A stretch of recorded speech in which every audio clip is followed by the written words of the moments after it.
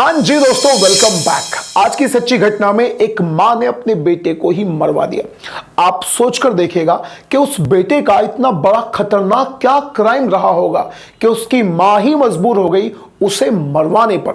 चलिए मैं आपको बताता हूं क्या है इस घटना की पूरी सच्चाई। आप इस वीडियो पर अंत तक जरूर बने रहें। आगे बढ़ने से पहले चैनल को सब्सक्राइब कर लीजिए और नोटिफिकेशन बेल को ऑन कर लीजिए और बाद में मुझे बताइएगा कि इस तरह की घटनाओं के बारे में आपकी असल में राय क्या है। तो दोस्तों, आज की सच्ची घटना को आपको बताने के लिए मैं आपको लेकर चलता हूं राजस्थान के जयपुर। और जयपुर में एक जगह पड़ती है आमेर। आमेर में राजस्थली नाम का एक रिजॉर्ट है जो दिल्ली रोड पर है। 25 फरवरी की रात को 1:15 के आसपास पुलिस को कुछ अज्ञात लोगों का फोन जाता है और वो फोन करने वाला जो शख्स है वो बताता है कि यहां पर सड़क पर, दिल्ली रोड पर, राजस्थली रिजॉर्ट के तुरंत सामने सड़क पर एक लाश पड़ी हुई है और इस पर कई सारे वाहन पहले भी उतर चुके हैं। आप एक बार आकर देख लो, वरना ये लाश बहुत ज्यादा बेकार हो जाएगी। इस पर वाहन उतरते ही रहेंगे। तुरंत वहां पर मौके पर पुलिस के कुछ जवान पहुंच जाते हैं, पुलिस वाले पहुंच जाते हैं और जाकर देखते हैं कि कुछ लोगों ने लाश को उठाकर सड़क के किनारे रखा हुआ है। उसके बाद उस लाश की शिनाख्त की जाती है, पहचान की जाती है, तो पता चलता है कि पास का ही एक गांव है जिसका नाम है कुंडा कुकस। वहां का यह व्यक्ति रहने वाला है और इसका नाम है कमलेश अटल।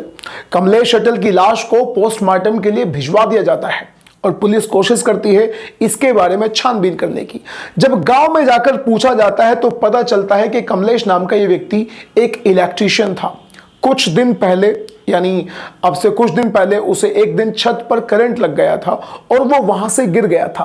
तो उसके शरीर का आधा पार्ट तभी पैरालाइज्ड हो गया था और तभी से इसको शराब पीने की बहुत ज्यादा आदत थी। अब दोस्तों, क्या इस बात का इसकी मौत से कोई ताल्लुकात है? चलिए आगे बढ़ते हैं। आगे बढ़ते बढ़ते कुछ लोग बताते हैं कि अब से 2 साल पहले इसकी जो पत्नी है उसने आत्महत्या कर ली थी। इस बात को सुनने के बाद पुलिस को हल्का सा शक होता है और पुलिस गंभीरता से इस बात को लेना शुरू कर देती है। उसके बाद पता चलता है कि इसकी जो मां है वो भी घर में ही है। एक बार उससे भी बात की जाए।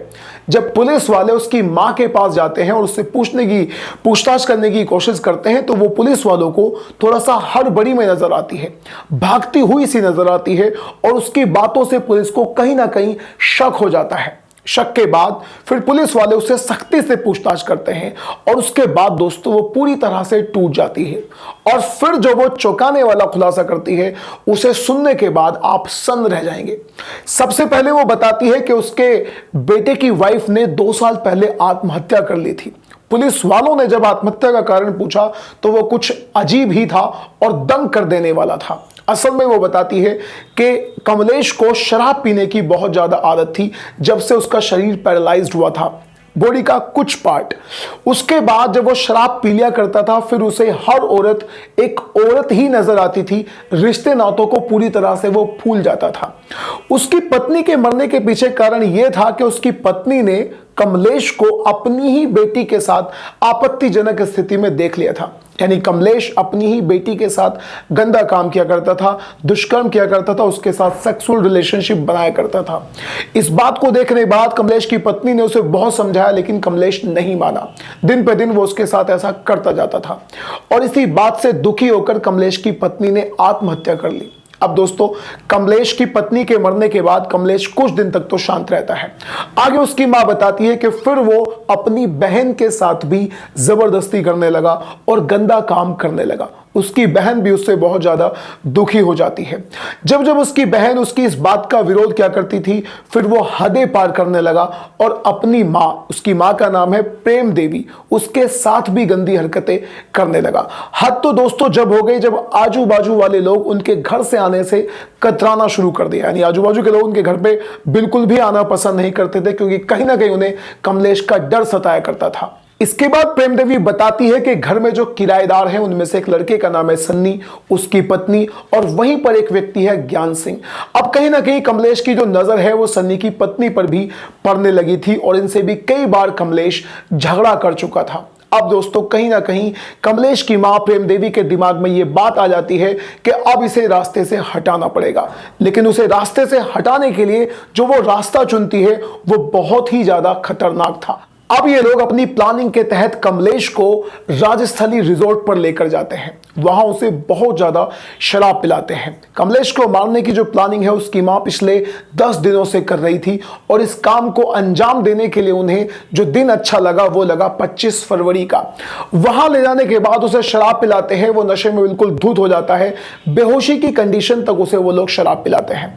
उसके बाद कमलेश की मां और एक व्यक्ति को अपने साथ ही और भी लेते हैं, उसका नाम होता है सुरेश और कमलेश की मां कमलेश के पैर पकड़ते हैं और ज्ञान सिंह और सन्नी उनके किराएदार कंबल से उसका गला घोटकर उसे मार देते हैं। बाहर सन्नी की वाइफ गेट पर खड़ी होकर निगरानी कर रही थी कि कोई गैर आदमी अंदर एंट्री तो नहीं ले पाता। उसके बाद दोस्तों उनके दिमाग में खतरनाक प्लान आता है और वो प्लान होता है कि सुरेश नाम के इस व्यक्ति के पिकअप में वो उसकी लाश को डालते हैं और राजस्थली रिजोर्ट के सामने लाकर सड़क पर डाल देते हैं।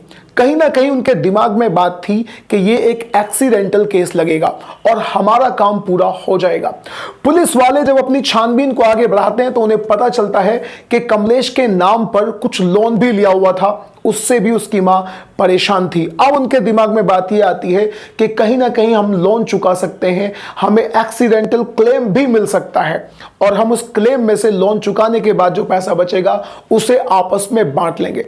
अब दोस्तों अगर बात करें कि पुलिस को इन लोगों पर और उसकी मां पर, कमलेश की मां पर शक कब गहराया था, उन्हें शक जब गहराया था जब वो उसके मकान पर पहुंचते हैं तो वहां पर जो किराएदार थे वो घर आकर, यानी कमलेश को 25 फरवरी को कमलेश को मारने के बाद घर पर आकर वहां से अपने अपने गांव चले गए थे। वो लोग वहां पर नजर नहीं आते हैं। कमलेश की जो मां है उसके भी बयान अटपटे थे, उसकी जो जुबान है वो बार बार लड़खड़ा रही थी। अब इसी बात को देखते हुए पुलिस को इन पर बहुत ज्यादा शक हो जाता है और इन सभी को, यानी कमलेश की मां प्रेम देवी, ज्ञान सिंह और सन्नी की वाइफ और सुरेश कुमार नाम का एक व्यक्ति और भी, इन सभी को पुलिस अरेस्ट करके जेल भेज देती है। इन्हें सजा क्या होगी आप बताइएगा कमेंट बॉक्स में कि असल में इन्हें क्या सजा मिलनी चाहिए, क्या इन्होंने सही करा या फिर इन्होंने गलत करा। आप जो कुछ भी कहना चाहते हैं इस वीडियो के बारे में अपनी राय कमेंट बॉक्स में जरूर दीजिएगा। चैनल को सब्सक्राइब कीजिएगा और अब हम मिलते हैं किसी अगली वीडियो में। Till then bye bye and take care.